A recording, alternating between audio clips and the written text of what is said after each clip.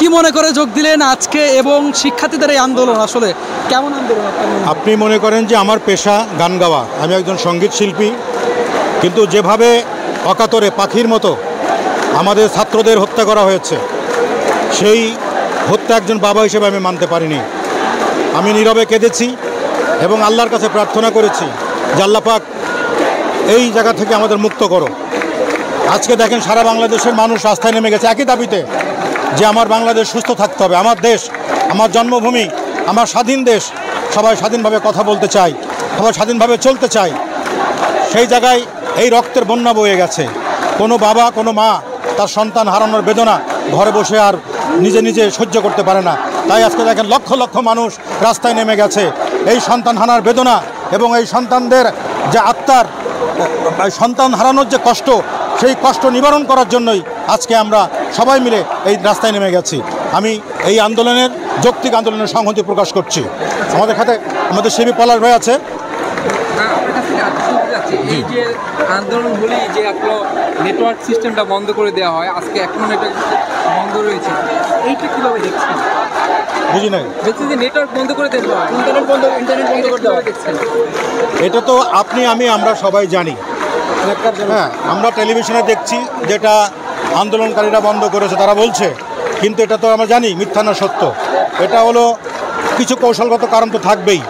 তো সেখানে জনগণ যখন ফুঁসে ওঠে, জনগণের দাবি যখন একাত্মতা ঘোষণা করে, যখন সারা দুনিয়ার মানুষ, যখন সারা বাংলাদেশের মানুষ একসাথে এক আওয়াজ তোলে, তখন কোনো কিছুতে ইন্টারনেট বন্ধ হোক আর টেলিভিশন বন্ধ হোক আর মানুষের মুখ বন্ধ করে রাখার কৌশল হোক, কোনো কিছুতে আর বাধা মানে না। ভাইয়া, আমরা দেখছি যে সকল শ্রেণী, রিক্সাওয়ালা থেকে শুরু করে বাদামওয়ালা থেকে শুরু করে সকল পেশার মানুষ শিক্ষার্থীদেরকে সমর্থন জানাচ্ছে এবং শিক্ষার্থীদের যে দাবি, সেই দাবি মানার জন্য তারা বলছে। এই যে এত সমর্থন এই শিক্ষার্থীদের প্রতি, এটা কীভাবে তৈরি হলো, কী বলবেন? আপনি সবাই পরিষ্কার যে শিক্ষার্থীরা যে যৌক্তিক দাবি নিয়ে নেমেছিল কোটা আন্দোলন, সেটি সঠিক ছিল। তাদের দাবিটা খুব শুরুর দিক থেকে মেনে নিলে আজকের এই সমস্যাটা হতো না, এতগুলো প্রাণ ঝরতো না। অসংখ্য মানুষ মারা গেছে। আজকে দেখছেন যেভাবে মানুষকে মারা হয়েছে, সন্তানদেরকে মারা হয়েছে, পৃথিবীর আমাদের দেশের মানুষের বাইরেও অনেকের মানুষের চোখের পানি ছেড়ে দিয়েছে। তারা এই কষ্ট সহ্য করতে পারে নাই। এখন তো মানুষের যন্ত্রণা যখন দেয়ালে পিঠ থেকে যায়, তখন তো মানুষ আর ঘরে বসতে পারে না। একটা প্রশ্ন, কিছুক্ষণ আগে প্রধানমন্ত্রী ঘোষণা করেছে শিক্ষার্থীদেরকে আহ্বান জানিয়েছে সংলাপের। আরেকটি বিষয় তিনি বলেছেন সমস্ত হত্যাকাণ্ডের তিনি বিচার করবেন। এই বিষয়টা আসলে বিচার করতে পারবেন? উনি বলেছেন, ওনাকে ধন্যবাদ, কিন্তু সেটা বড় দেরি হয়ে গেছে। এই কথাটি আগে বললে ভালো হতো। সময়, লালন সাহেব লিখেছেন, সময় গেলে সাধন হবে না। এই গানটি এখন বাস্তবে পরিণত হচ্ছে। আমরা দেখছি যখন আপনারা প্রতিবাদে সামিল হচ্ছেন, তখন আপনাদেরই সঙ্গীত শিল্পী, অভিনয় শিল্পী পোড়া দেয়াল, ভাঙা কাচের টুকরার জন্য কান্নাকাটি করছেন। এই বিষয়ে আপনার মতামত কি? ফসলের মাঠে আগাছা থাকবেই। যারা ভালো কৃষক আগাছা পরিষ্কার করে ফসলটা ঘরে নিয়ে আসবে। তাছাড়া আমাদের এখানে একটা আত্মার নেটওয়ার্ক তৈরি হয়েছে। এখানে আজকে শিক্ষার্থীদের আন্দোলন যোগ দিতে পেরে আপনার কেমন লাগছে? আমার খুব ভালো লাগছে, কারণ আমি শিল্পী মানুষ, আমি জনগণ নিয়ে কাজ করি, জনগণের হৃদয়ের ভাষা আমি বুঝি।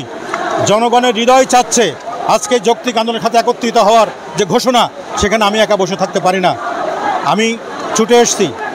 আমার বাবা অসুস্থ, আমি ঢাকার বাইরে ছিলাম, আমি ছুটে এসেছি। আমার বাবা হাত ধরে বারবার বলছেন যে তুমি ঢাকায় যেও না। আমি বলছি না বাবা, আজকে তোমার সন্তান যদি মারা যায় তোমার কেমন লাগবে, আমার সন্তান মারা গেলে আমার কেমন লাগবে। যার সন্তান মারা গেছে সেই বোঝে সন্তান হারানোর জ্বালা কতটুকু। এই যে আন্দোলনে যারা যোগ দিচ্ছে, শিল্পী বলেন বা যারাই বলেন, তাদের হচ্ছে জামাত শিবির ট্যাগ দেওয়া হচ্ছে, এই বিষয়টা জামাত শিবির ট্যাগ দিচ্ছে। ভাই একটু আমার ভিডিও করে দেন না, ভিডিও করবেন। জামাত শিবির ট্যাগ দেওয়া হচ্ছে, এই বিষয়টা এটা আসলে বললাম না, বিভিন্ন কৌশল অবলম্বন করা হয়। যখন আমি একটা বিপদে পড়ি, তখন তো আমি বাঁচার জন্য বিভিন্ন কৌশল অবলম্বন করবই। তো সেক্ষেত্রে মানুষের কাছে সাহায্য চেতে হতে পারি, কাউকে দোষারোপ করে হতে পারে, নিজে ভালো সেজে হতে পারি। বিভিন্নভাবে বিভিন্ন কৌশলে মানুষ তখন ভালো থাকার চেষ্টা করি। সেরকম অনেক খেলা এখানে হবে, অনেক রকমের অসাধু লোকজনও এখানে ঢুকবে।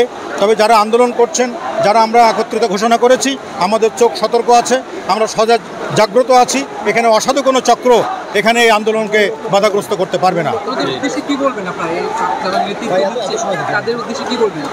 তারা সঠিক নেতৃত্বে আছে এবং তাদের দ্বারাই এই বাংলাদেশ আগামী দিন, আগে যে ভবিষ্যৎ তারাই গড়বে, তারাই সুস্থ বাংলাদেশ তৈরি করবে। এই সমস্ত মেধাবী ছেলেমেয়েরাই আগামী দিনের ভবিষ্যৎ, আগামী দিনের বাংলাদেশের কাণ্ডারি। তাদের পেছনে দেখেন জ্ঞানী গুণী, কবি, সাহিত্যিক, ডাক্তার, সাংবাদিক, সাধারণ মানুষ সবাই নেমে গেছে, ব্যবসায়ী কেউ ঘরে নাই, কারণ সবাই তো বোঝে যে কোনটা ভালো কোনটা মন্দ। Thank you.